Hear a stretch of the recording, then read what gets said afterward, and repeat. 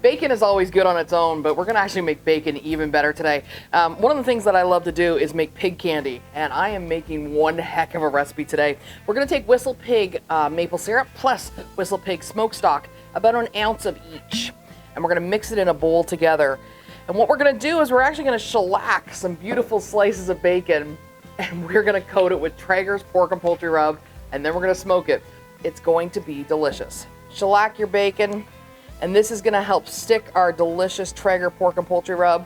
It's gonna give it that whiskey overtones, that lovely maple syrup that I love so much. And it's going to make the best bacon ever. Our slices are all shellacked up with our WhistlePig products, and now we're gonna go in with the Traeger pork and poultry.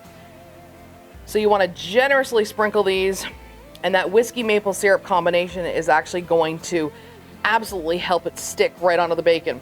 Now, this is rich enough that you can only, think about doing both sides, but I just do one side. I think one side's plenty with the bacon.